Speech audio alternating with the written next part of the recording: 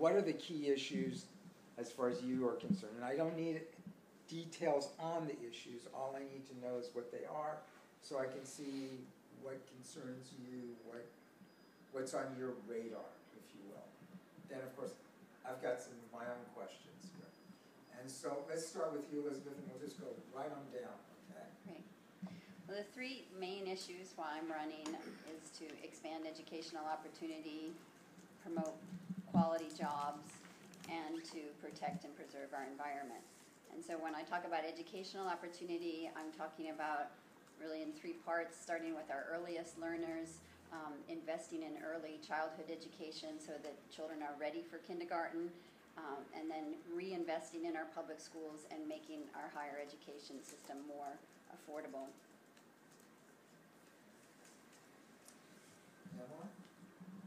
Okay.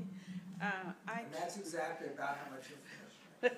Okay. I just need to know what you guys care about individually, okay? What's really important.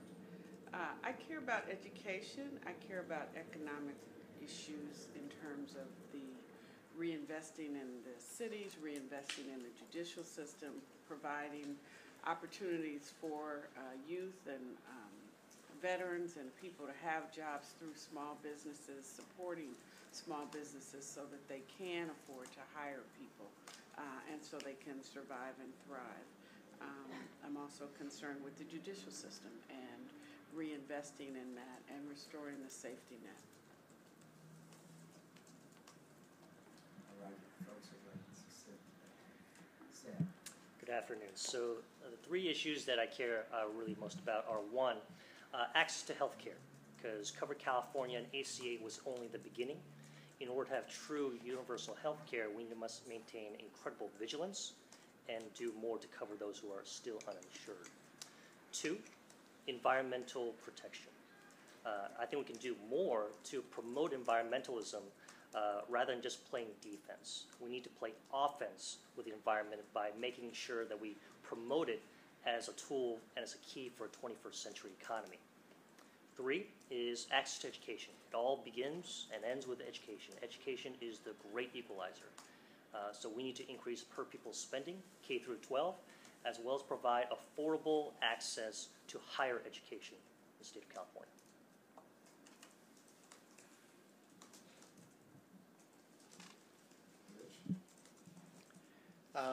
One of the main things that I'm really interested for and why I'm running is because I'm really interested in helping bring that balance of power back to Sacramento and bringing some sensibility to the bills and the laws that are being forced upon our people.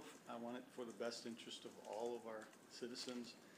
And I'm interested in protecting local control for cities and working on that traffic congestion on 80, better jobs, better paying jobs, more jobs, and fiscal responsibility.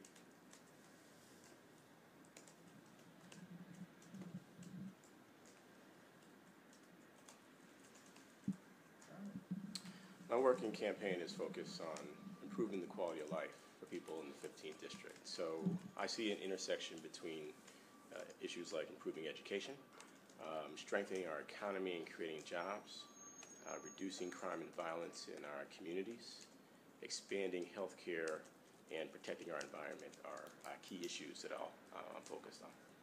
Crime, what was the fourth one before healthcare? Reducing crime and violence, health care, and protecting our environment. Oh, you had the environment, okay. Yes.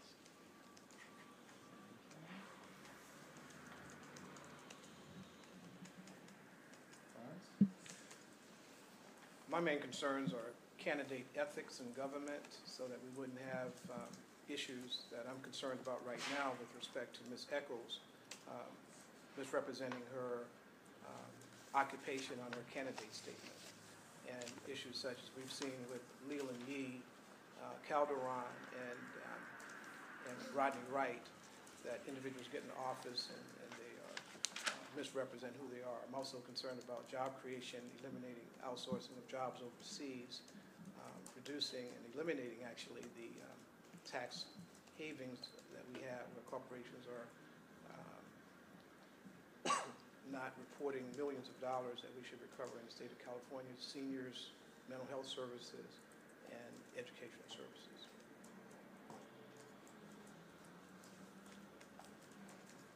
just for the record, so you know, if there's an accusation thrown out here, you'll get a chance to clarify it, whatever it is.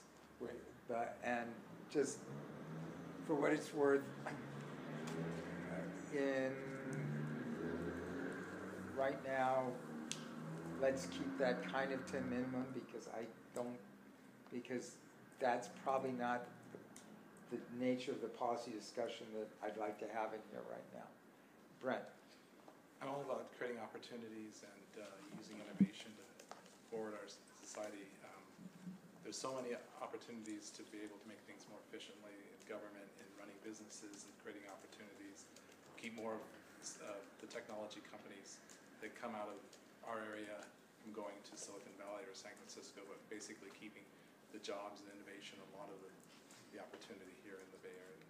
They'd be also part of the East Bay. Before we go further, Elizabeth, if you want to say something about, I don't know what this is about, but if you want to. Yeah, I'm a little surprised myself. You know, I followed the exact same procedures as everybody else to get my ballot designation, and the Secretary of State supported it, and Clarence objected, and then retracted his own objection the same day. So I'm a little surprised to hear that he's bringing this We up. filed a lawsuit against her and the Secretary of State because she put on her candidate statement occupations that she does not have or ever had. Specifically. Presidential Jobs Advisor. She's never been a Presidential Jobs Advisor as an occupation. You worked in the Obama administration. She worked as a political I appointee. advised the president on That's jobs, okay. and the Secretary of State said that was fine. That's fine. And, I'm good with that. Yeah, it was good enough for the Secretary of State, yeah, okay. This is just not where I'm. Yeah, exactly, thank Okay, you. I just need to understand what this is about, Right. what the issue is, okay. Okay,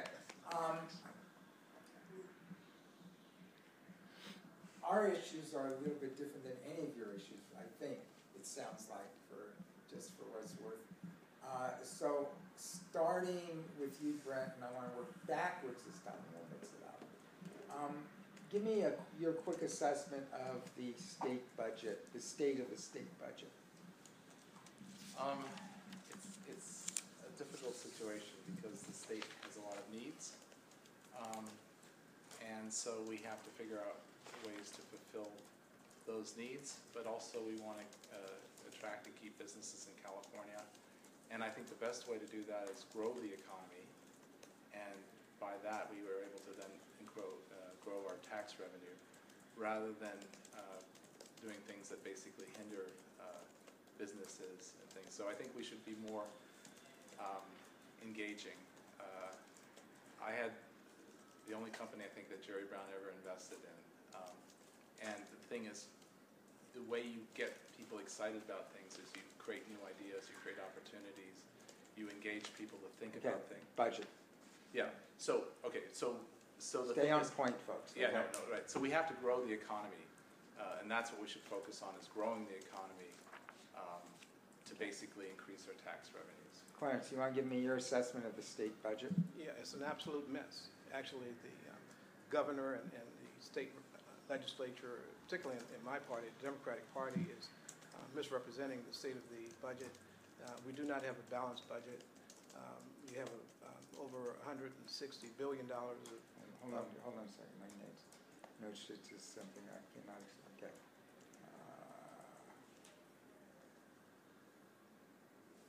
Okay, I'm sorry, it's a mess, go ahead. It's a mess. We have over $160 billion of undefined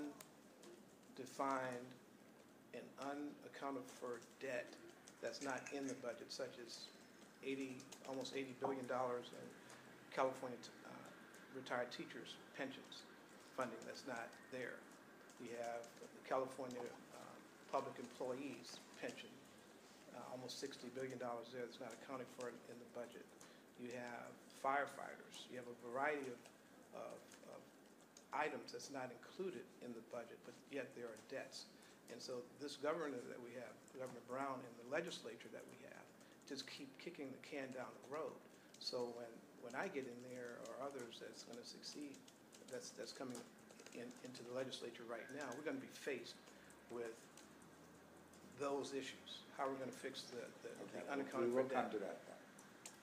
Okay. Tony. I'd assess our state budget as stable. Certainly a lot better than it's been a few years ago. I think we still are dealing with what is a structural deficit, but it's stable. And I think that puts... What do you mean by structural deficit in this case? I think we need more revenue for our budget. And I think that we're in a time right now, because of Prop 30's passage and because sales taxes are good, that our budget is, we're able to balance our budget. The formulas that our budget... Is it balanced? Well, we're able to balance it now. If you look at education, we're able to fund education at the minimum level that we're supposed to. Okay. But in other years, we won't be able to. So I think we still have work to do, but we're in a good place in terms of stable. We need to generate new revenue from business, look at new tax opportunities, and how to help grow jobs in our economy in California to support our budget. Rich? Currently, the U.S. Census Bureau, actually from fiscal year 2012, stated that our state tax revenues are the highest in the whole country. We're at $112 billion. New York second, Texas is third. We have a supposed surplus, and I believe most of that, certainly not all of it, but a large percentage of that came from a clawback from cities that the governor did without any question, without any asking anybody. He just clawed it back from redevelopment and created his own version of a surplus. And I think I think because of the unfunded pension liability, we are in a lot of trouble, and we really don't see the true condition of our finances. I think it's being held from us. So are you saying we have a surplus? No, I'm saying the governor says we do, but largely that's because of redevelopment clawback and other things that aren't all represented, as we're saying, in the budget. Everything isn't being shown.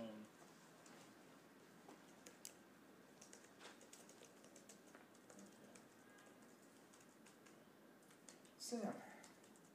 So I would say the state of our California budget is become stabilized for now. And that's only because Prop 30, even though we passed it, and it was a good thing that we did because we were in such dire straits, Prop 30 is only temporary. So we don't have any long-term solution or maybe even a vision in place right now, because how we've actually managed to balance the budget was on the backs of the working poor and middle-income households. In a time when California's poverty rate is actually increasing, where almost 1 out of every 4 Back to the working poor and middle-income communities.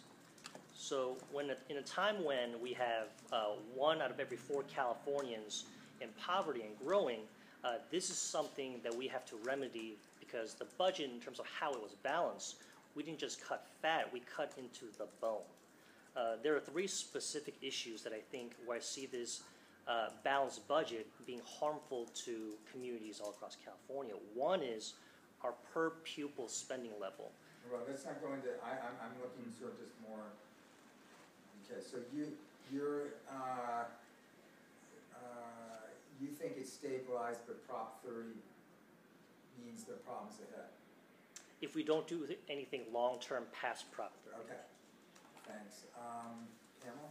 I think that the budget is, I have to say, I think it is a lot of smoke and mirrors, and I do think that what we're seeing now is a result of Sacramento taking money both from the courts, from the schools, from the cities, and was very pleased to see anyone say that there is a surplus and therefore there's some incentive to bring money back.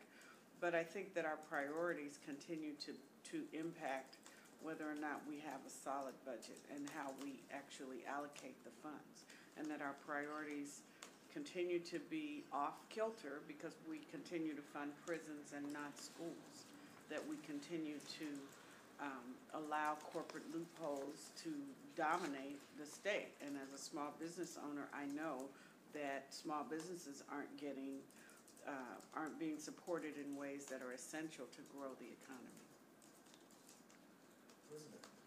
Our state budget is improving. We have undergone some very severe cuts, though, in the last 6 years, and so we need to reinvest in some of the vital services that were cut. For example, our schools, healthcare for impoverished people.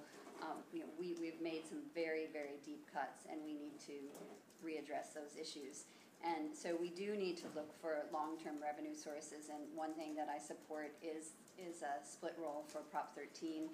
When Prop 13 was first passed, individuals paid about a third of the taxes, and corporations paid 2/3, and now that's reversed, and we need to get that back in kilter. We'll start with you, Elizabeth, and we'll work the other way.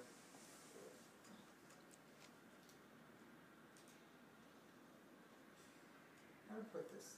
We have a somewhat different perspective. Most of what I heard from you.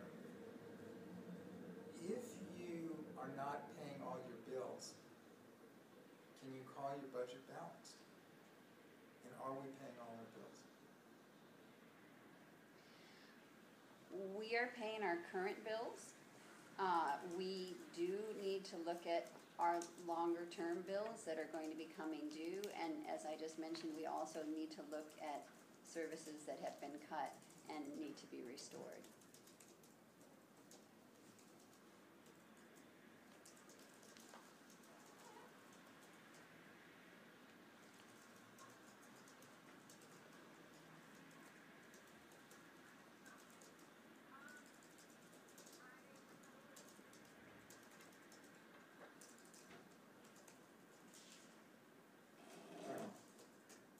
Clearly, we're not paying all of our bills because we have pushed things aside and made it appear as if those things don't exist. Such as the judicial system. I mean, we've closed courts, we've taken billions of dollars out of the budget and said, go off and act like you really are a functioning judicial system. Such as education, we've cut down on the funds that are available, such as the cities. We've taken money out of the cities, and we've made it appear as if those debts aren't real. And again, it's a question of priorities and where are we actually going to spend the money that we have, and we have to account for as well the pension obligations that are going to be coming up.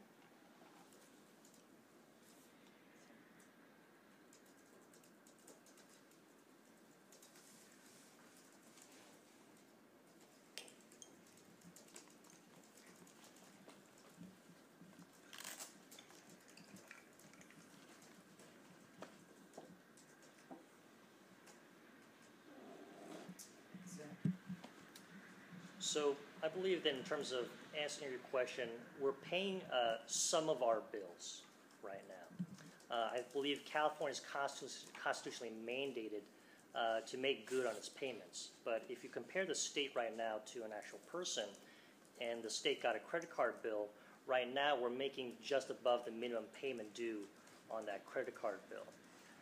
One of the things that's absolutely hanging over our heads and creating an increased long-term potential problem is what can we do to make good on the liabilities and what we owe to public employees for the state.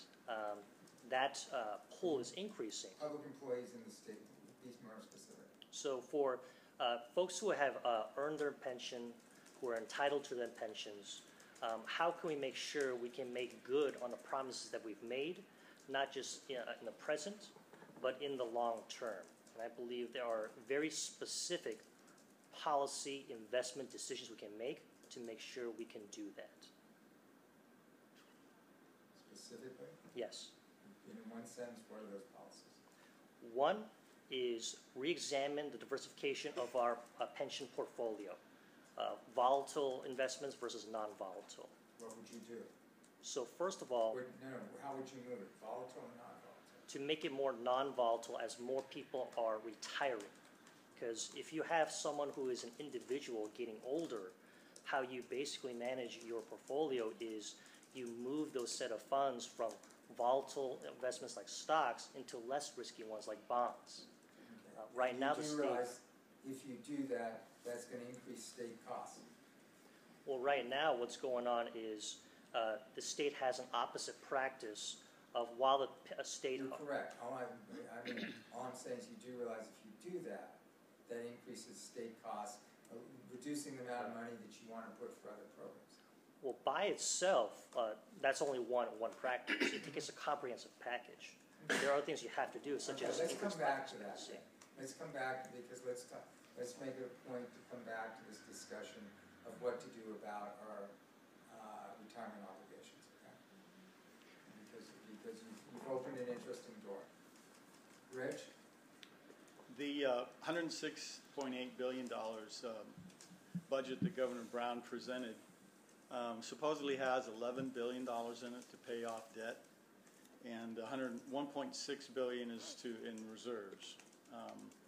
And with the additional debts that this $11 billion isn't slated to cover, and plus our unfunded pension liability, it's very important that we take whatever we can in deficit, pay down that unfunded pension liability as soon as possible. We have to also look at reducing the size of government. We cannot expect to maintain and sustain an ever-increasing government that's continually putting tax demands on the people to pay for it. If the government wants to exist and continue to be able to receive its paycheck, it's got to reduce and cut itself back so the people can survive and continue to do its job. Tony? You know, I believe our budget is balanced, and we're paying those things we have to pay now. Some of our obligations have been deferred, and we've also deferred. Which obligations are that? Well, on some of the unfunded liability around pensions, and the governor's changed the formula. Which liabilities? For state employees. Which ones? Retirement benefits, Which post-retirement benefits. Which state employees most concerned? I haven't parsed it out for different state employees. I think ultimately we've got to make that obligation for all state employees. I think we also have to get back to where we can do more spending to take care of our infrastructure, spend more on education, spend more on social services. Right now we don't have the dollars to do that. And I mentioned that we have a structural deficit. I also agree that we need to close the loopholes in Prop 13 so that corporations also pay their portion of property Wait a minute. I thought you said the budget was balanced. How's the budget balanced if we have a structural deficit? Well, I mentioned that I believe it's balanced because we had Prop 30 passed, and it is balanced for now. I still think that ultimately we have a structural deficit, and the best example is how poorly our schools are funded. That California schools are 48th or 49th in the nation shows that we are meeting the minimum threshold of funding for education, because that's the best that our state budget can possibly allow at this time. I think we have to strive for better. I think right now the state is operating the way. By the way, is that number still true, given all the increased funding that's happened in the last year or two? Even with the local control funding formula, California. Okay, send me the backup on that if you would. I will, absolutely. Okay, great. Absolutely, thanks. yeah. Okay, Clarence. The state of California is not run like a business. And if most of the elected officials and the governor was a CEO of a company, a corporation, the vast majority of them would be fired. Okay, but specifically, let's talk about. The budget is not balanced. If you run a business, you know that you cannot have this what's called deferred debt and have that carried over into the future without accountability. So we have to look at reducing pension plans for employees. We have to look at reducing the salaries for government workers. We have to really do what the governor of Wisconsin did a few years ago. And we have a really serious problem in California that no one is willing to talk about because they're afraid of getting elected or not getting elected. And that is the 800-pound elephant in the room. That is kicking the deferred debt down the road, such as the pensions that we've talked about earlier. The CalSTRS is one. I talked about that earlier. The California employee workers across the board, their pension plans, firefighters.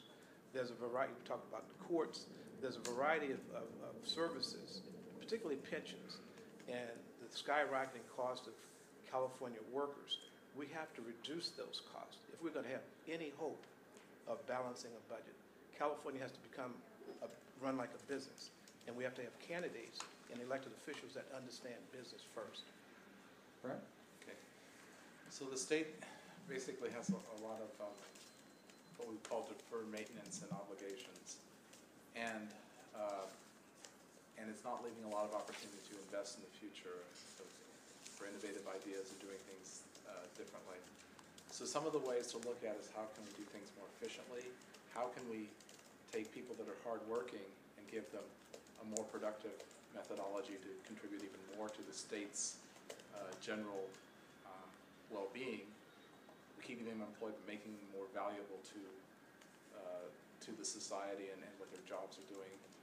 Finding out where doing things more efficiently, even in education and in public services, increasing the I mean, I hear on the margin Yeah. we can make differences here, but I think my question is more globally about the budget and dealing with the specific. Okay, that's fair.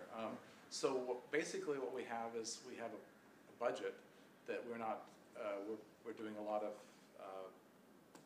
basically deferred maintenance where we're not doing the things that we need to do, cover the bridges and things because we're going to put that off and we keep putting it off. And those are things that need to be addressed. So we have to create more revenues to be able to address those things and make our infrastructure stronger.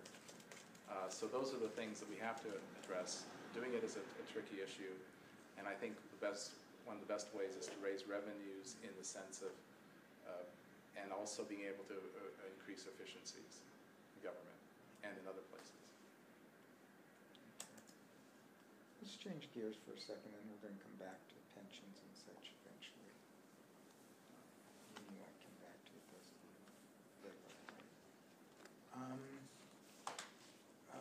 And we'll start with you, Rich, and just sort of a very quick answer. If you had to vote today to fund high-speed rail, would you? Yes or no? No.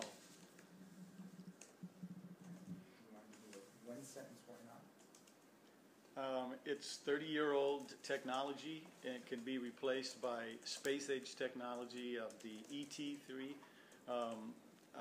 capsule tube right now at a third of the price from beginning to rollout. Yes, I would. It's public transportation that helps us meet environmental goals. It creates job opportunities for people in our state, high-wage jobs, and it also helps us to improve our infrastructure and to help California be first again.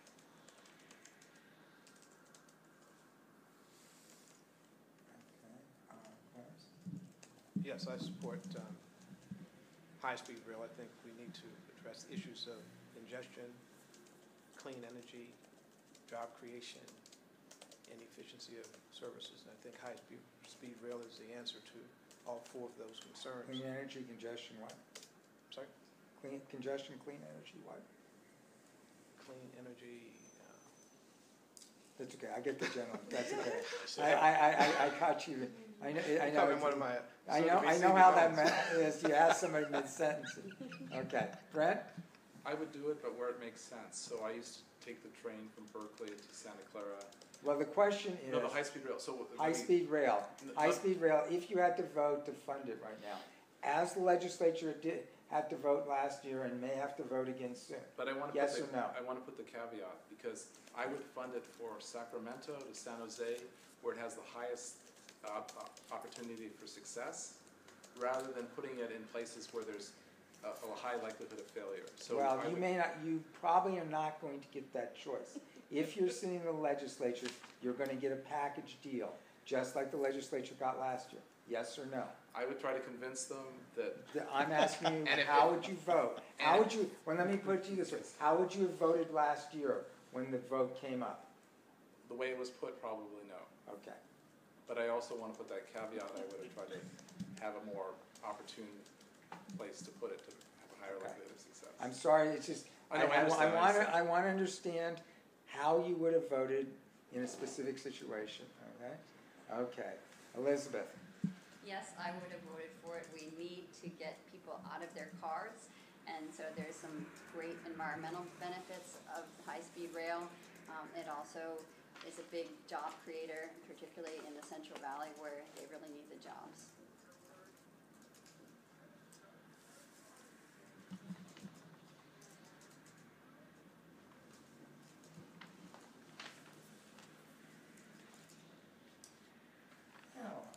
No, Why?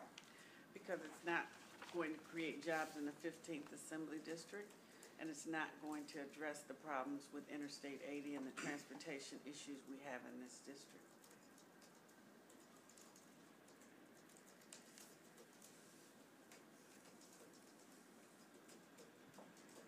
And it's a money pit. Sam? So I would vote for the high-speed rail plan to go forward because it creates a modernizing infrastructure for a 21st century global economy. And right now our Because it creates what? 21st century global, to prepare California for a 21st century global economy. Because right now our rail system is skeletal at best compared to developed economies around the world. Second, it's a job creator.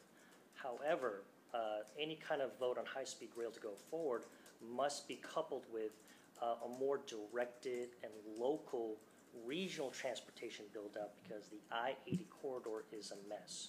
So all the That things, wasn't the option last year.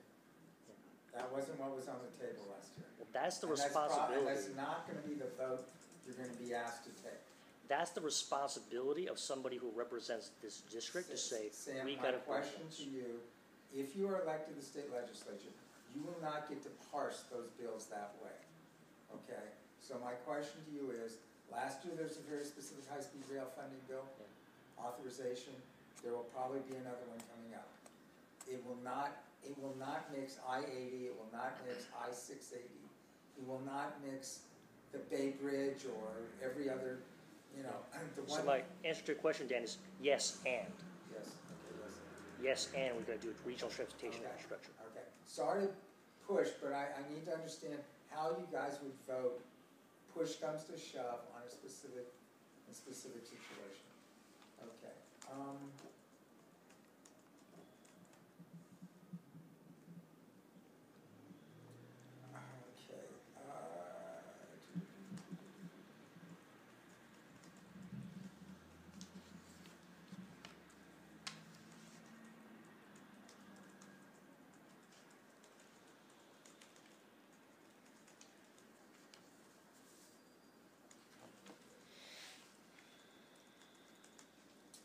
okay, well, let's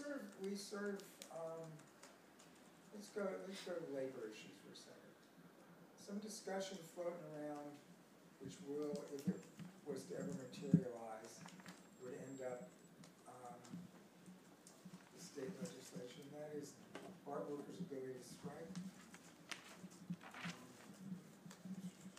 Tony? Yes, I do support bark workers' ability to strike, and I don't think we should curtail transportation workers' ability to strike. As the law is now, only those groups that are in public safety are limited from striking, and I don't think we should close it. Yeah, you know, I've spent 8 years working with public employee groups in very difficult times, and the one constant that I found is you have to keep communication going to get something resolved. And the BART strike ended badly for everybody. We'll come to that. Okay, but no, I would not limit their. Okay, sorry to cut you off, I just want to keep things, Clarence? I definitely support the right of the BART workers to strike. I think it's very important to have that labor management balance, and workers obviously should have the ability to address any grievances that they feel are impinging upon their ability to advance within the workplace. Right? I also agree that the BART workers should have the right to strike. It's a way of their express and have a strong negotiation position. Yes, I support their right to strike. I sat in on some of those meetings, and it was very clear that striking would only be the last resort. Workers don't want to strike. What meetings? There was a group of employees from ATU 1555 and others that brought together a number of community groups and talked about issues around the strike. And it was very clear that there were some real concerns and some safety issues that weren't being addressed. And the workers there didn't want to strike. It was only as a last resort that they went on strike.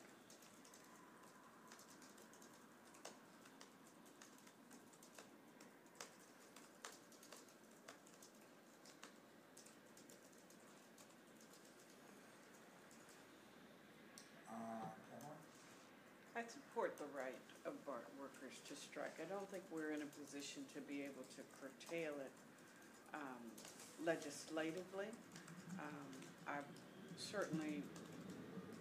I think that that the workers themselves as workers appreciate the impact that it has on people in the Bay Area if you shut it down. It's just a tremendous, devastating impact on all other workers. And so I would expect that that would be the absolute last resort, and that we would have that kind of a understanding for the overall community. The right of BART workers must absolutely be protected, their ability to strike, because I believe they resort to it as a last resort.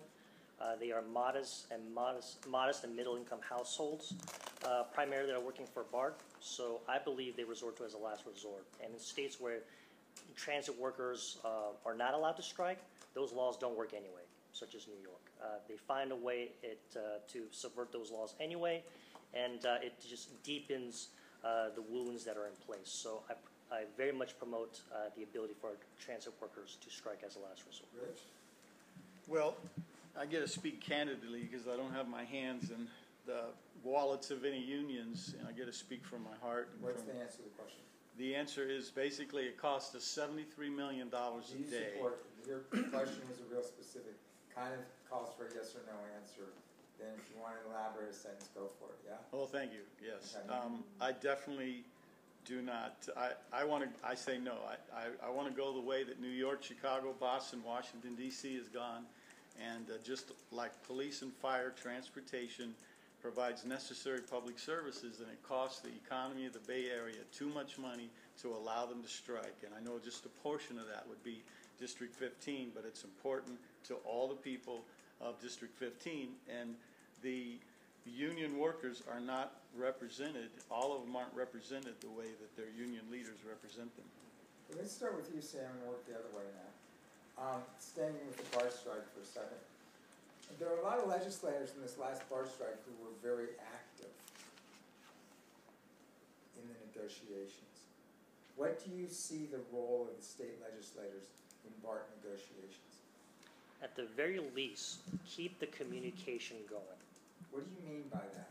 So when one party is ready to walk away from the table, I think responsibility incumbent upon a legislator that represents our district is to say, why do you want to walk away? What is the stoppage there that makes you want to walk away? What's frustrating you?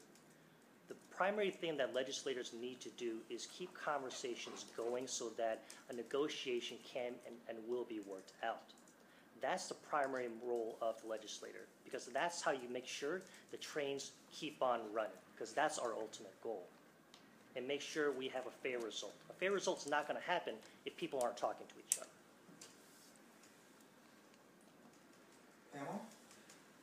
My inclination would be that the role of the legislator in that circumstance, where you have conflicting interest and a lot of controversy and strife, is to come into the situation and represent the interests of those people who live in the 15th Assembly District. That's what you've been elected to do. And to help people who work for BART or who are actively considering what their options are, appreciate how their options are going to affect the entire community, and be a force for not so much communication between management and the workers as keeping the workers firmly enmeshed in the best interest of what is going to serve this community. As an assembly member, I would have a responsibility in working to keep things running smoothly here in the district, and so that certainly includes our transportation system. So I would be proactive in working with both sides to keep the conversation going so that we can reach a fair result. And really, you know, we know that this is a difficult contract. It comes up every few years, so I would start early before we're staring down a strike, and work with both sides to try to get a fair result and head off any kind of strike.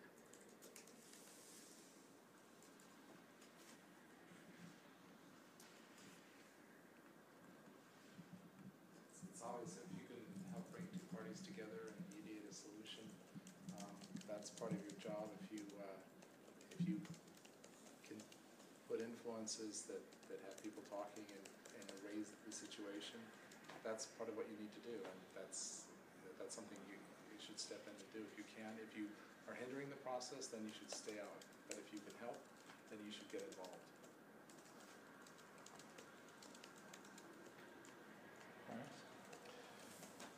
I think that the role of, that I would play would be one of a facilitator if called upon to do so, not as an opportunistic battering ram for one side or another, as we saw in this last round of negotiations where some of the elected officials that Ms. Echols works with were doing that. I don't think that was appropriate for some of the elects to go in and beat up management and to get grandstanding for whatever their issues are. So I think the role that I would play is more of a conciliatory consensus builder rather than a battering ram opportunist, as we've seen in those individuals that Ms. Echols works with. As an assembly person, I would use my role to, build off of relationships with really both sides, employee groups and management, and to work with them to help them find a solution. And to really lift up some of the issues that they need to continue to be thinking about, that the toll that a strike has on the community, on people's ability to get to work, on the business community, and on safety. And I would lift up safety issues that really help these groups find some agreements. As I understand, they still have disagreement on safety. And I would continue to just work with them to make sure they keep talking. I think communication is the key. And we saw the communication mostly broke down and played out in the media. You have one side talking to the media about the other side.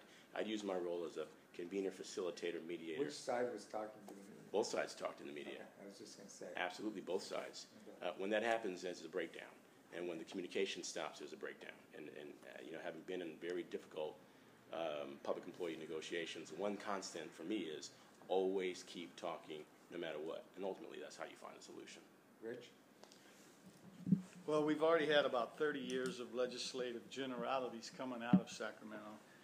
And what we've seen is that our legislators like to stay aloof whenever there's an issue. They like to kind of let their investment partners... What do you see your role as? I'm trying to tell you. Yeah, so I know. my role as a legislator is to not stay aloof. When I have an issue going on in my district and I'm dealing with, $73 million a day, or that the economy's hurting, I would say two things. First of all, when the strike happens, I would want to try to get the governor and the assembly to approve immediately a stiff fine and penalty for either side that leaves the table before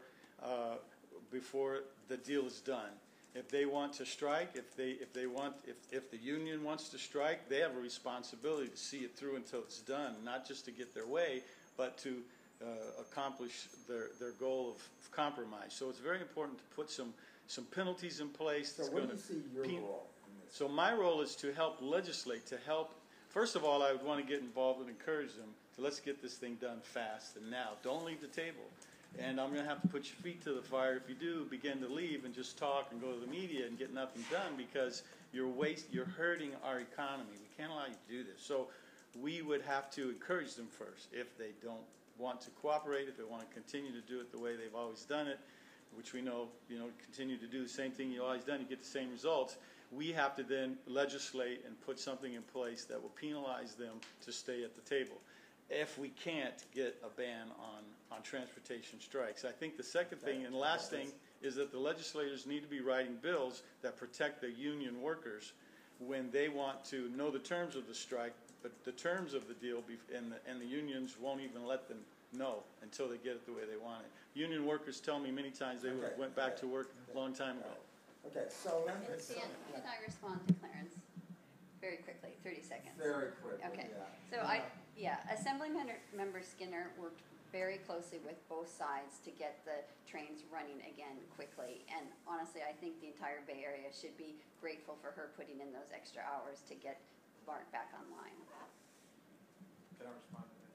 Because that's so disingenuous. No, you can't. I mean, we've always said what we think about that. So we're clear where we are on that issues, and we've already said it pretty clearly. And so and we're clear on what Assemblywoman Skinner's role was in this as some other Assembly members. I don't know what that was, but it was Well, read our editorial page, you'll know. We haven't hidden it. We haven't hidden it. Okay, good. One bit. Okay.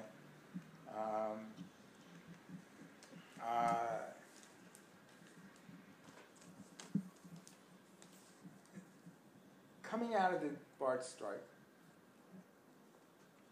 there has been some discussion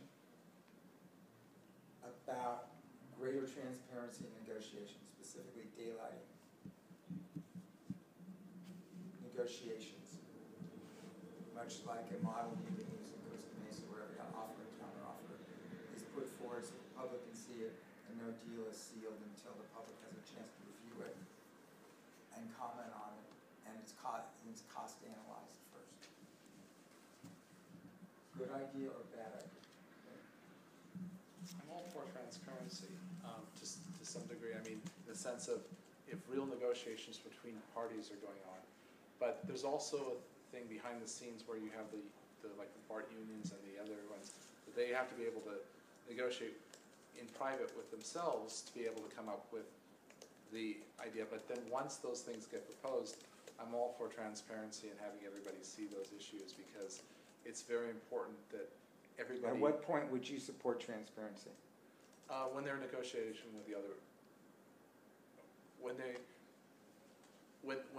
start serious negotiations between the two parties. So they might float ideas out and just talk and get feedback and forth, but once there's serious discussions going on, I think everybody should see what's going on and what's on the table. And how would you do that? I would create an informal session, often like with governments, they have negotiation process, but when they start doing it in an informal sense, and when the leaders are meeting, then that should be all transparent. Clarence? I think daylighting should be done from the very beginning. I think these negotiations are usually backdoor deals one way or another, and they should be exposed from the very beginning, similar to what happens in with the Brown Act, open meeting laws, and that sort of thing. These negotiations should happen on the front end, so the stakeholders, including the general public, will not be blindsided by any deals or even a strike that will be looming in the wings.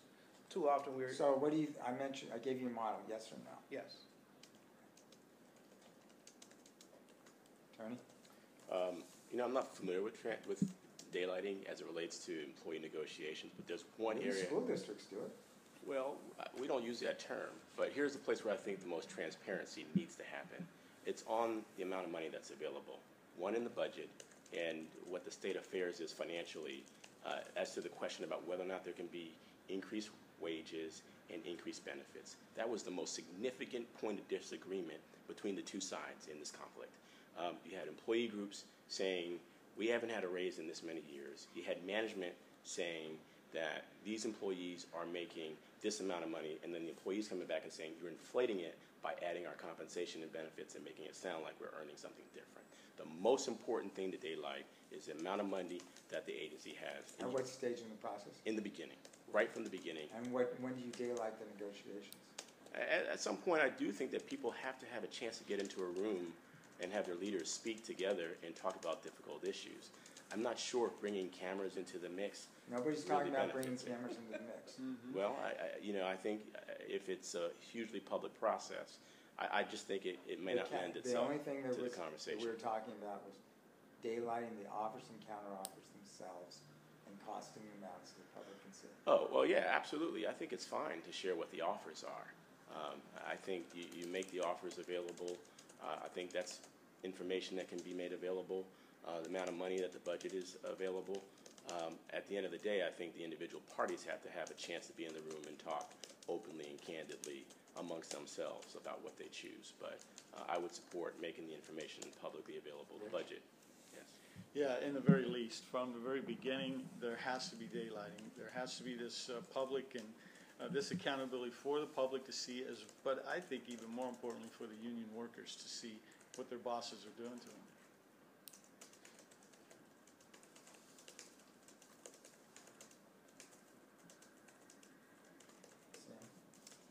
think transparency is absolutely critical to these kinds of negotiations between management and employees.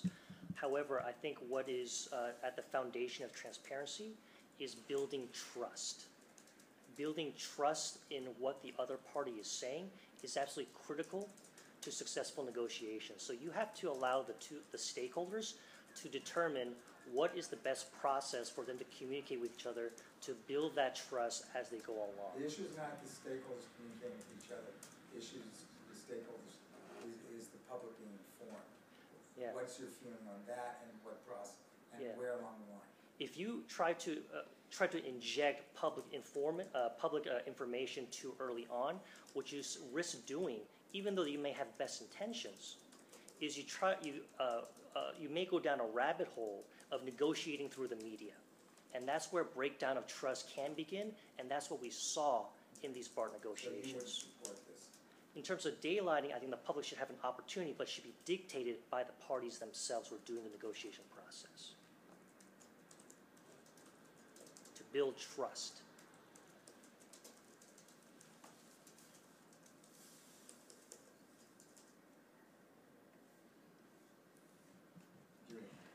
Your proposal sounds wonderful, quite frankly. I mean, what you described, I think, is very doable and would be appropriate, and I think that the public interest and the concern and the impact that these negotiations could have should definitely be open, and the public should be made aware of it. I think that part of, as someone who participates in mediations often and sees people come to the table with completely ridiculous offers, I think that the shining a light on this situation should spur the parties to be realistic and to, put forth their best offer and their best foot forward, understanding that the public is going to see it, as opposed to hiding the ball and playing games.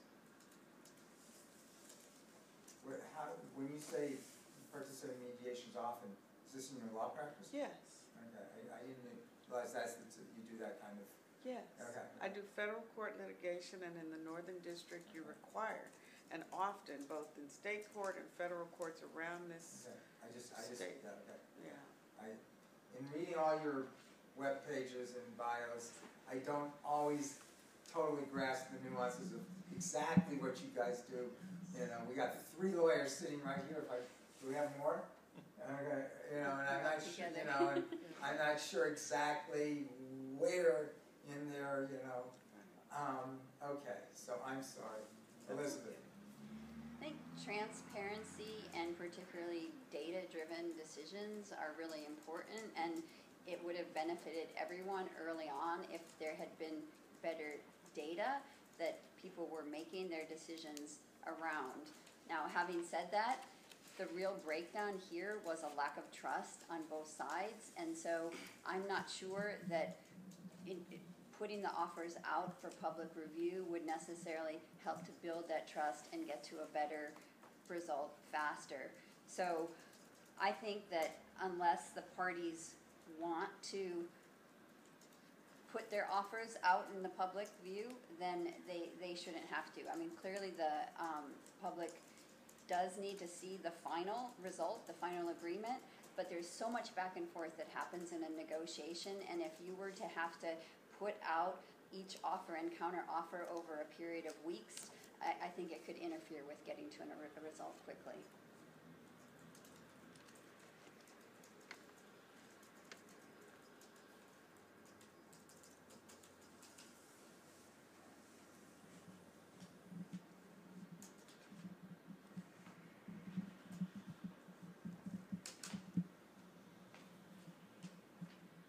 Okay, let's come back to pensions for a second.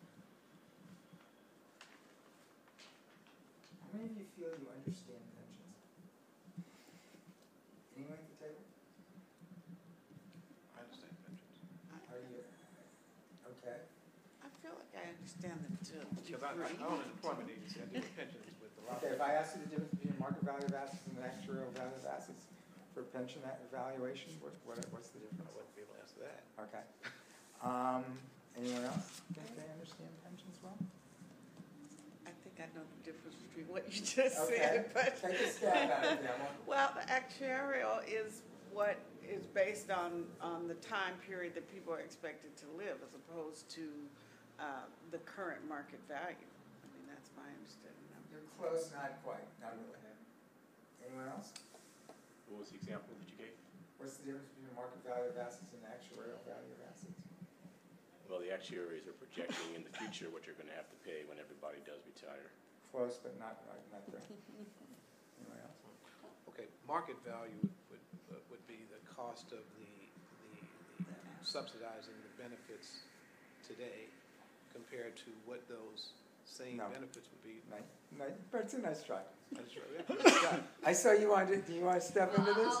This is a guess, but usually when you talk about actuarial values, it has to do with how you anticipate how long people are gonna live. Usually, frankly. but actually in this case, that's not quite what they're talking about. The actuarial has to do with the actuarial has to do with the expected rates of return, but it also has to do with how you experience the gains and losses. I'll give you an example. Oakland Mayor Jean Quan insists that her CalPERS pension fund is 80% funded. But it's based on an actuarial practice that CalPERS uses, in which they recognize the gains and losses over a 15-year period. The result of that is an actuarial value of assets that is yet to recognize most of the losses from the Great Recession. A market value of assets is how much you actually have in the bank. And in reality, as of their last market value of assets, they're about 65% on their CalPERS statements. What percentage did you say? 65 roughly. Thanks.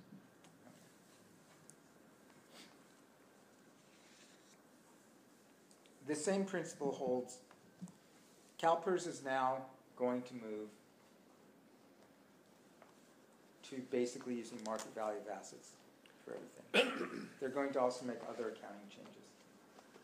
And the result of that is going to be that state pension costs and local government pension costs are going to go up because the counting gimmicks are going to, a lot of the counting gimmicks are going to disappear.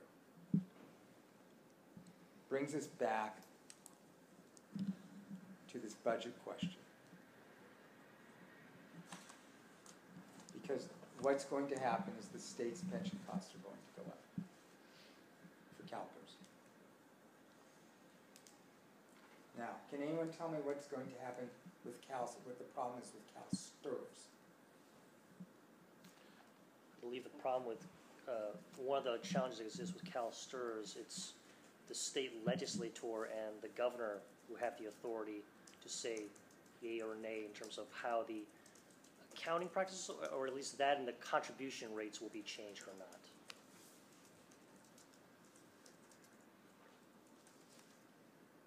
And what will be the effect of that? Is that it's the responsibility of the state legislator to say, yes, we're going to vote to change it or not. Unless or until the state legislator votes to do one or the other, the accounting practice stays as is. Okay, let me ask you another question. Who thinks they know what an unfunded liability is? It's what a municipality or a government has to be prepared to pay after a person retires, and it's usually something that municipality is not paying in current time or saving money towards. It's Close, but not really quite there. Yeah, it's basically my concept. Close, but not there. It's the amount of that promise that's not currently funded. So if you're looking out in the future and you have so many people retiring, and you can see what you do have funding for and what you don't. The unfunded liability part is what you don't have funding for. Correct. Essentially. basically, and to be real clear, it's the shortfall in the present value of the future benefits that have already been earned. Not that they'll earn in the future. This is basically the difference between how much you should have already set aside and have in the bank and how much you actually have in the bank. But I said that. That's what I thought. Well, you talked about what they were going to earn in the future and what they're, what it was okay, gonna it's cost. what they have already earned. Yeah. It's not about prospective Yeah. pension benefits they'll earn. It's about how much you should have in the bank to Yeah. cover the benefits Right. that have already been earned. Agreed. Yeah. Agreed. Okay, Because you can't that's the keep big pulling difference. them from the new ones. Okay, Yeah. it's the shortfall of the amount of money you have on hand now. Right. Gotcha. Yeah. Okay, so most pension systems in the state, I don't know of any that are an exception of any significance, have an unfunded liability. They're short of how much money they should have in the system now. And the state is $655 Hold on. billion short. Does anyone know what they do with that amount of money? That shortfall, how they treat that from an accounting perspective? They don't include it on the budget. Yeah, I think they just don't. Well, they do and they don't, and it depends, and this is, let's talk about this for a second. And I am building up to a question, Okay. okay? I just want to make sure you understand the question before we get to it, Thank you. okay? What they do is they essentially amortize it. They treat it like, you could call it like a home mortgage, except there's no underlying value to it because it's for their past labor that they've already performed. It has no future value like a house. But they amortize it like a mortgage, if you will. And they build it into the pension payments. So what does that do? It drives up future pension rates, right?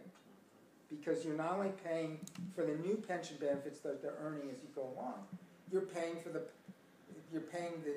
off the debt of the unfunded liability for the past, right? Everybody following me?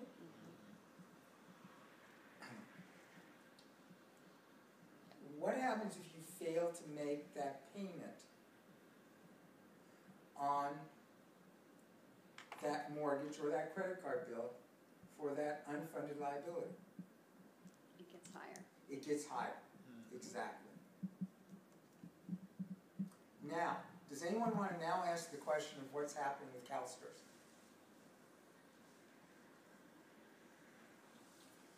Well, according to what I've read, I can only go by what I've read about CalSTRS, is that it has about, under the current market value, it has about 30 years left or so before the current assets that's there now run out. Well, that's true, but that's a somewhat that's a different way of looking at it, and that's actually pretty true. I think what you're asking is, well, they're asking for a higher contribution from employees. Is that what you're? Well, in essence, yes, but here's the deal. And this brings us full circle back to the original question of the discussion. Of this entire discussion we had, basically, that I asked. Basically, that unfunded liability is not being covered because, as you said it, I believe? $655 billion. Well, I don't believe that's the number, but that's okay. I have to go back and check it. Basically, the concept is that there's enough money going in roughly to cover the new benefits that are being earned. But essentially, there's no money going in to pay off the past debt.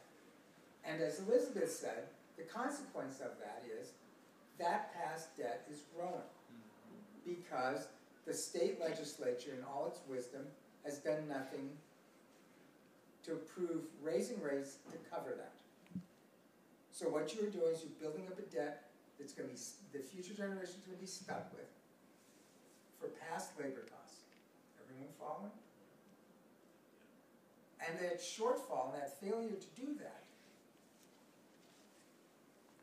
which if you were amortizing, I believe it's $5, $6, $7 billion, I forget the exact number, would be immediately added to your budget. Which brings us back to the original question about the balanced budget. That is not in the numbers being discussed when we talk about the structural deficit or the structural balance of the budget. So not only are we looking at Prop 30 funds going away in a few years, we are failing to pay this problem, which is potentially as big in the long run as that.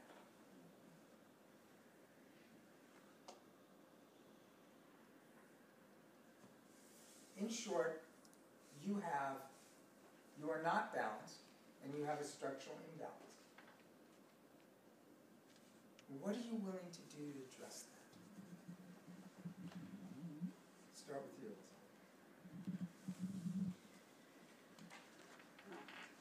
Elizabeth. There's different ways that you can address it. I mean, obviously, one is to bring more revenue in the system. The other way is through negotiations to adjust the rates that people are paying into their pensions. I personally would not advocate for making any kind of unilateral changes to what people are paying into their pensions, because when people take a job in the public sector, they are foregoing higher wages in the private sector, and part of their contract is benefits, including pensions. So that is a commitment we've made to those folks. So outside of a collective bargaining process, I don't think we can make those changes, but it is something that we need to look at in terms of a longer term projection, because... Let me amend the question Okay. just slightly. Absent a significant increase from schools or the teachers, the state has to cough up the money. And I, in this case, agree with you. Teachers have actually been paying their fair share into this pension system all along. Although there are problems with actuarial accounting, but that's a different issue. This is basically billions of dollars additional annually tacked onto the state budget. Probably not going to grow your way out of just this one, unless you're willing to freeze everything else. Yeah, I don't have the magic bullet for this, but I certainly recognize that there's a huge problem, and it's something that I think we have to address by bringing the various stakeholders together and figuring out a solution that makes sense. Does anyone have the magic bullet? You want to? Yeah. Okay. Okay, yeah. I You're got off, your yeah. magic Put on my bullet. I mean, when you are down and you have debt and an obligation, obviously you have to have more revenue.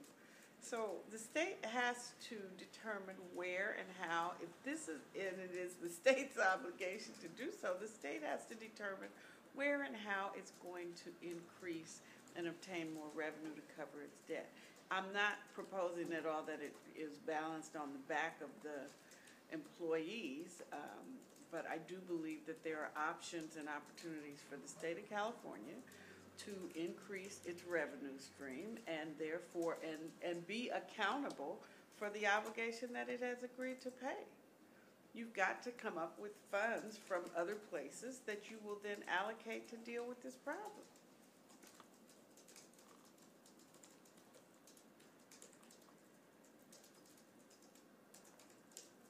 Anyone else? So we can just go down the line. Go for it, Sam. So I think we can't search for a magic bullet. You can't be chasing unicorns here. The real problem is courage. Finding courage to do something substantive about this revenue shortfall.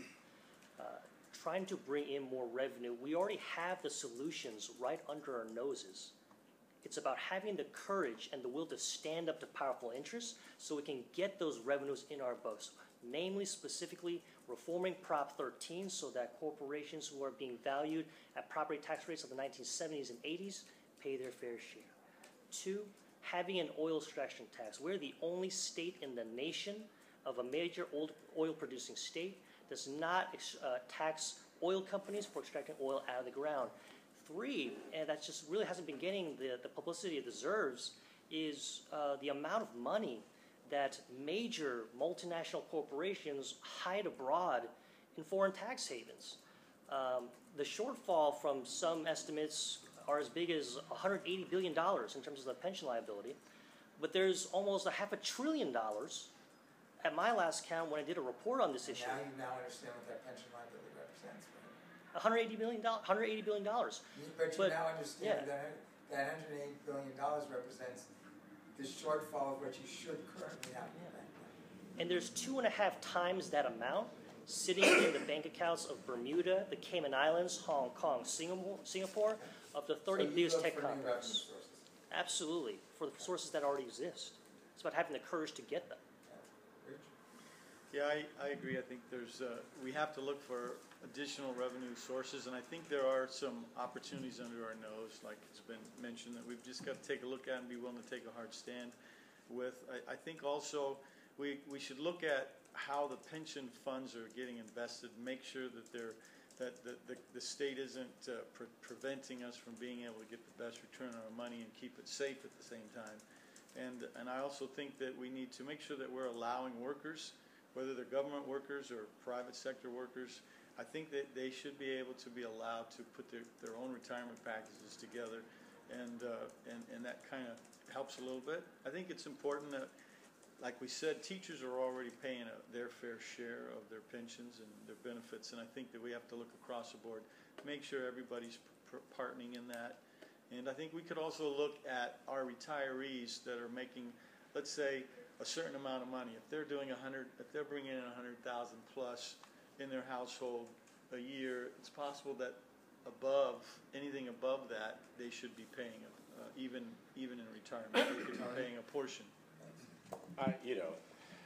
There's no easy button for this, and this didn't happen overnight. I don't think our solution will be solved overnight either, but I do think we have to prioritize it as an urgent issue and spotlight it. And I also feel that we have to increase revenue, and I support a split roll tax and an oil severance tax.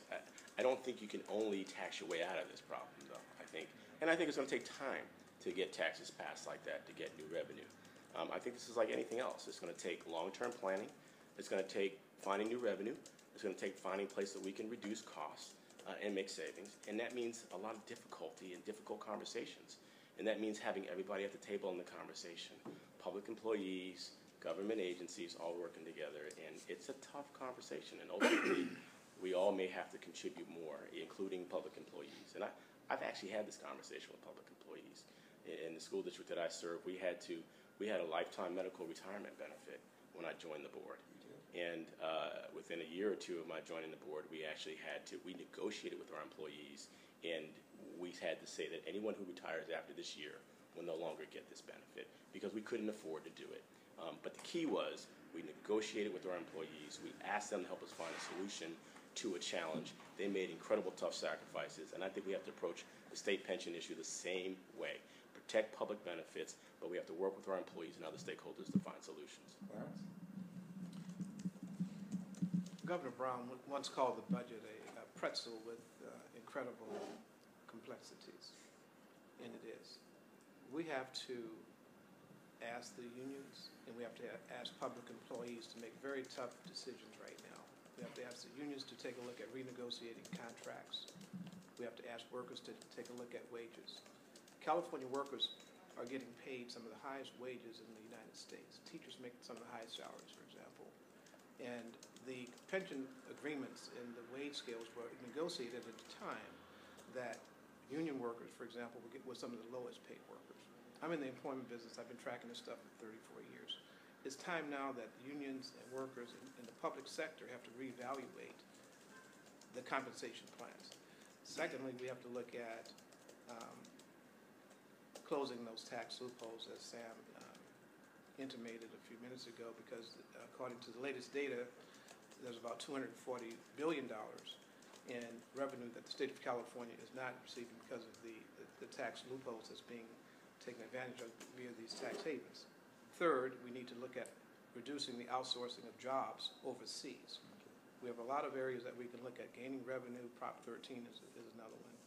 So there's a variety of things that we can do to address that question. So I'm kind of reiterating what everybody said, but basically we have to raise revenues, cut expenditures, and expand the economic base. And it'll be a combination of all three of those that'll make it happen.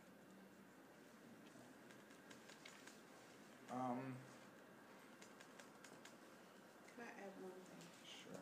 I just want to need to make a disclosure. My husband receives several pensions, and so I certainly have a vested interest in his lifetime medical. Pensions, Yeah, exactly. But I represent correctional officers, and I know that CCPOA has negotiated for years that we have invested in the prison industry, and that my clients have the best benefits of any, correctional officers in the country. And so I certainly would not be in a position to advocate that their benefits be reduced, but I do think that the state, our priorities in terms of how we fund the prisons and the amount of money that we're spending on prisons and therefore allocating to those kinds of pensions is an area that we need to cut back significantly. Say that again, the last sentence, what? I say that Just the last sentence. the investment that we have made in prisons, which has led to the growth of that portion of our budget where we have to provide for those officers, that we have to cut back on that.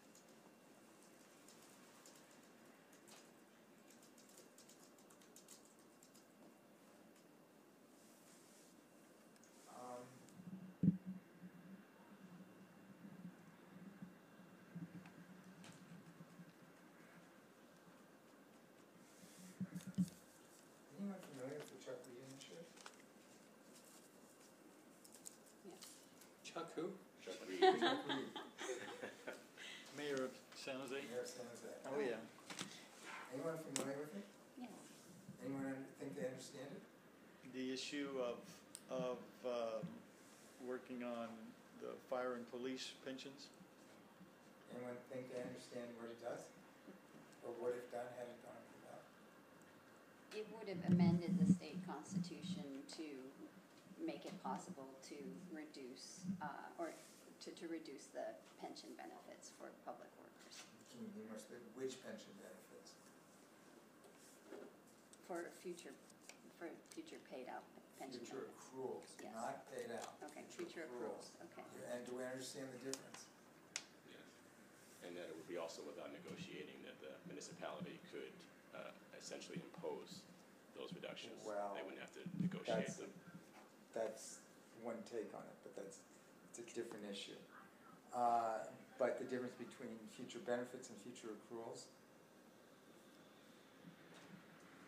I would hazard a guess that the future accrual. Because Elizabeth said future benefits and I said future accruals. And I'm making a different, I'm making a point between distinction here.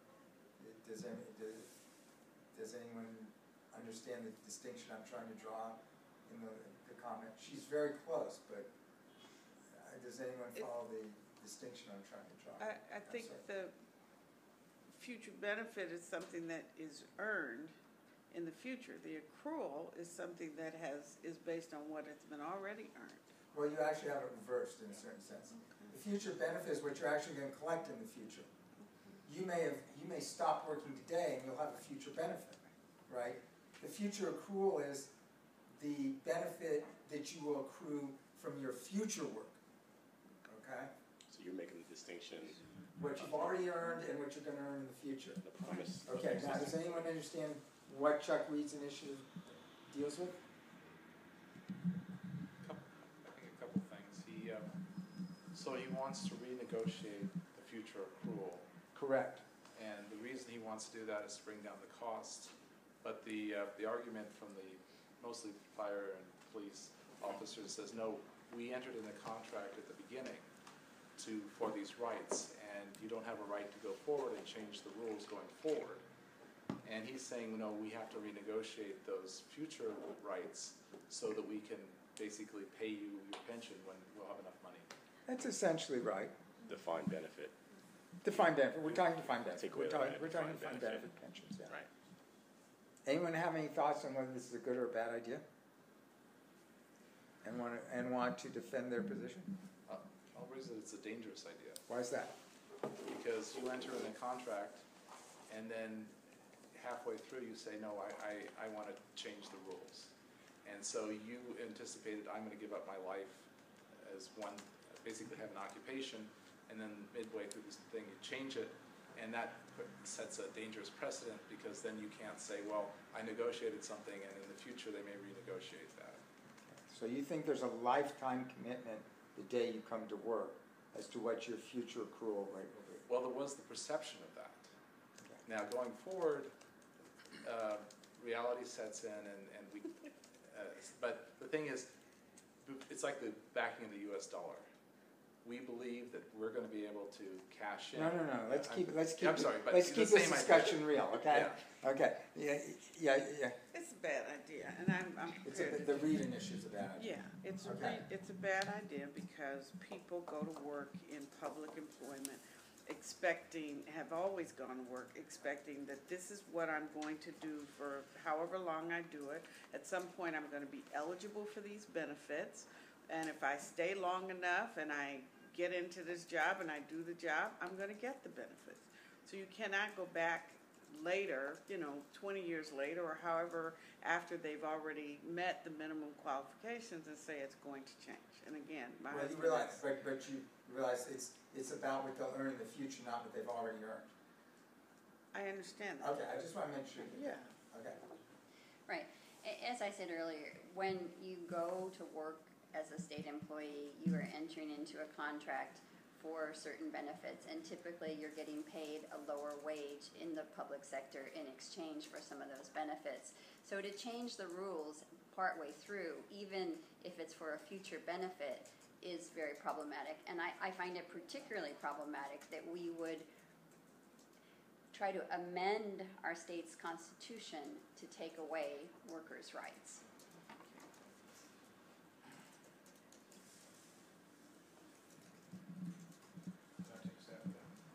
So my, Hold on a second. Just like that. Yeah, go ahead. Well, first of all, there's a great misconception that public employees are the lowest paid. That is totally not correct. As a matter of fact, public employees are some of the highest paid, being that we employ them every day on contract jobs. As a matter of fact, public employees are getting paid higher wages than private sector employees. That's a reality. So I would support the reduction or renegotiation of accrual of benefits going forward as part of the READ initiative, is what I understand it to be, because we have to look at negotiation of benefits going forward that would potentially bankrupt an existing benefit. if I understand correctly, Okay, hold on a minute.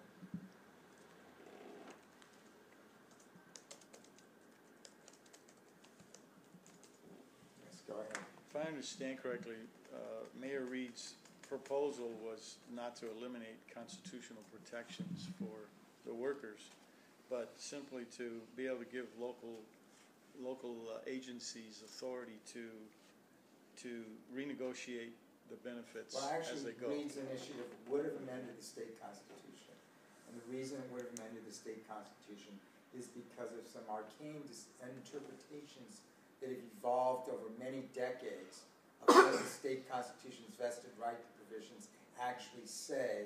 In order to actually deal with this prospective accrual issue, you have to amend the state constitution, and then there would still be litigation.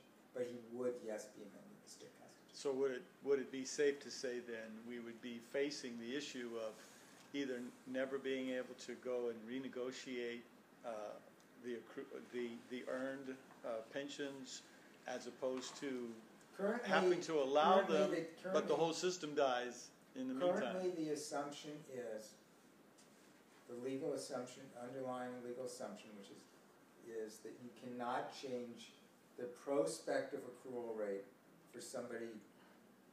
They may have started the job 30 years ago, and the basic way this is described is you can ratchet up those benefits, but you can never reduce the future accrual rate. So if you start on day one as a 3% at 50, to use the most generous pension, you are entitled to that $350 for the entirety of your job. If you start at 2 at 50 and halfway through they ratchet up to 3 at 50, they can never go back to 2 at 50. That, I don't know if that answers your question. And so my comment is, do we want to continue to keep that protection and never change it if it winds up being overbearing or not able to sustain it financially, and it brings the whole thing down? It adds to all the elements that brings it down. So Well, that's do what we the want? Hoover Commission raised. I oppose Chuck Reed's initiative, and I do believe that public employees do take jobs to help in the public sector. In many cases, they do make less than private sector jobs, and they do so also appreciating the promise that they will be able to have a decent retirement. Everybody should have a decent retirement. This should not be about private versus public employees. Everybody should have a good retirement. But I don't think that a system that allows an agency to be able to just take away something that's been promised midstream is really a good way to go about it. And whenever any benefit's going to change, that's something that should happen at the bargaining table. And that's why I'm But opposed. you can't change this at the bargaining table. Well, I don't support Chuck Reed's initiative to change the Constitution, to change vested rights. I mean, when you say this is something that should happen at the bargaining table, what he was actually trying to do is lay the foundation so it could happen at the bargaining table.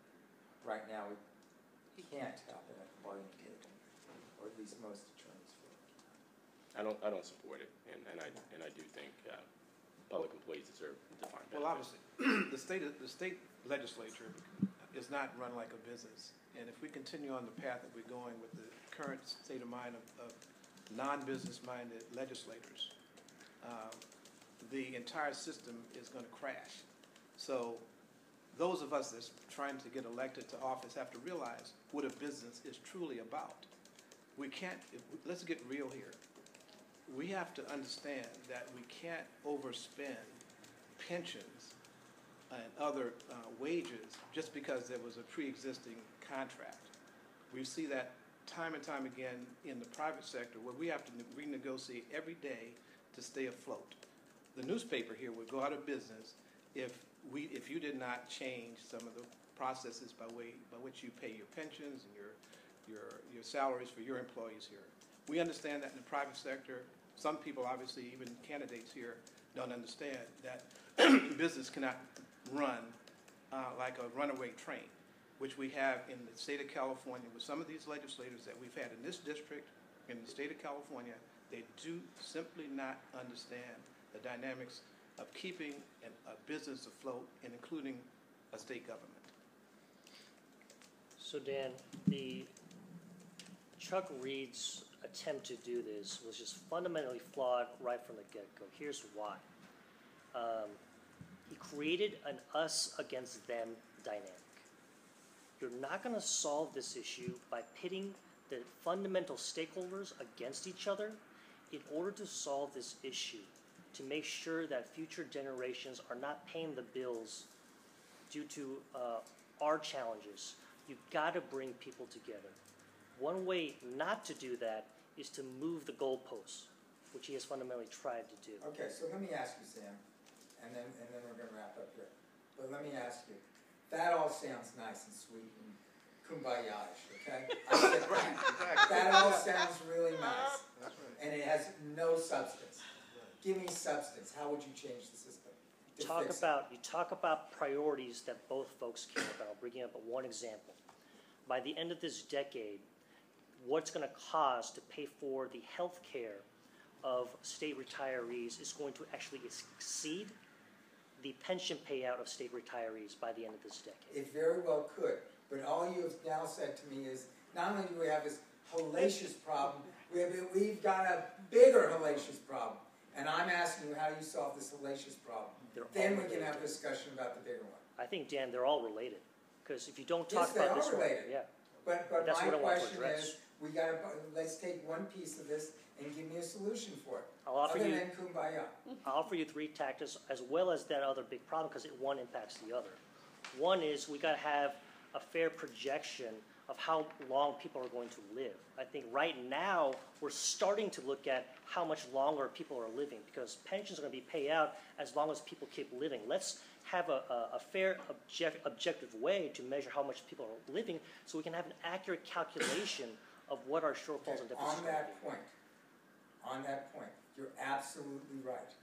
The problem is actually, as we make these calculations more accurate, the problem gets worse, not better. Now, give me a solution to help fix the problem. I totally agree with you. Yeah. The counting has to be right. At least, so that's a starting point, because in order to solve a problem, you've got to have the accurate data and common data that both sides are working from, all right? Okay? That's where it starts. Totally agree with that. Then you go back to fixing the structural problems of bringing in more revenue, and we've talked about that. One thing that we haven't talked about yet, Dan, The pension costs are going to go up. The rate at which pension costs are going to go up in the next few years, because we're correcting for the inaccurate accounting of the past, is going to dwarf any increase in your revenues.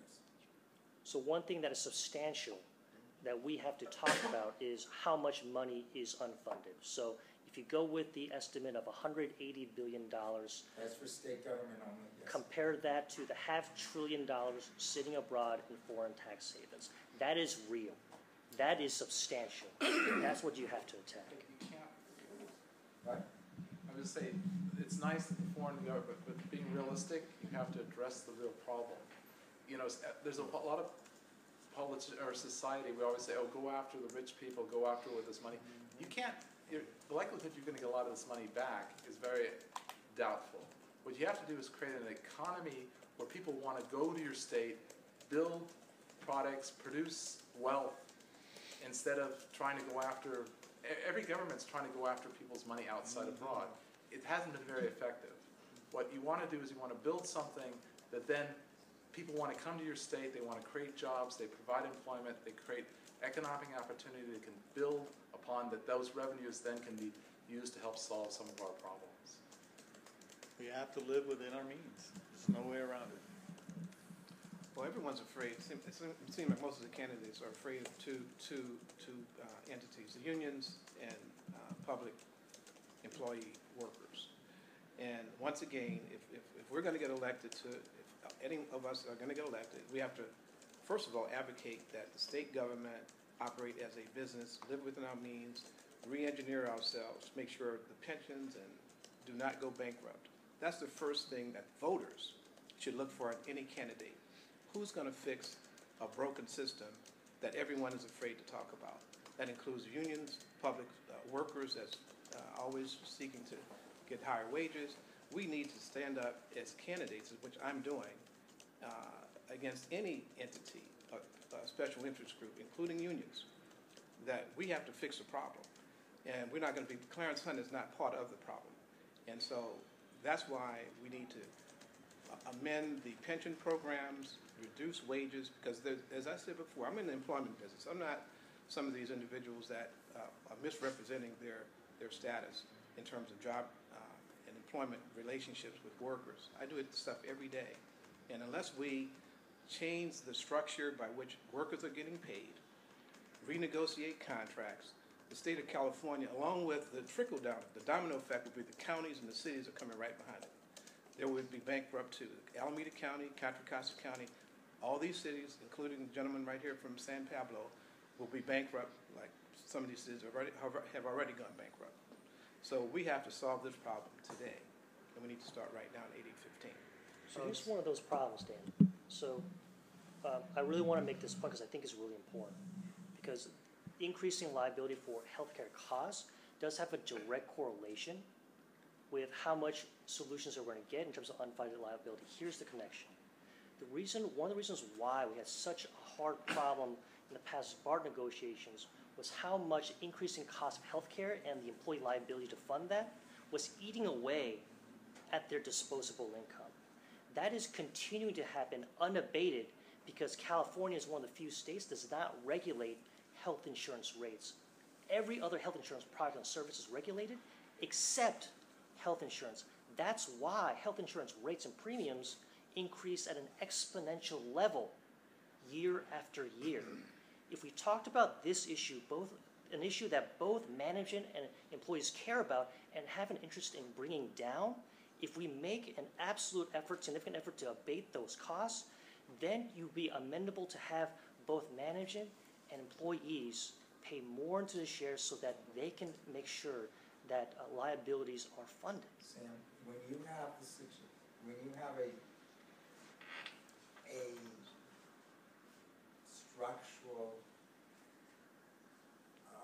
solution to this, then let me know, because I don't see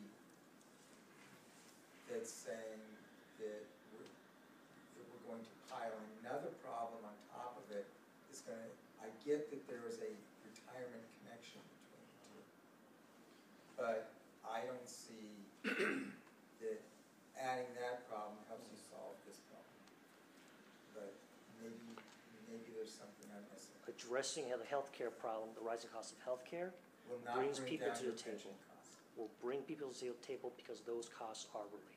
Well, I haven't seen that happen yet. And it won't happen. And Exactly. my observation in many, many years of watching state and local government is that's pure fantasy. That's right. Can I make one quick comment? You gotta about have- healthcare for a second? You gotta have the courage to bring it up. Well, I think one of the reasons it's been why, brought up many, many times. one of the reasons We why only I got think, 2 years. Okay. one reason why I folks, didn't. First year. I really appreciate you all coming in.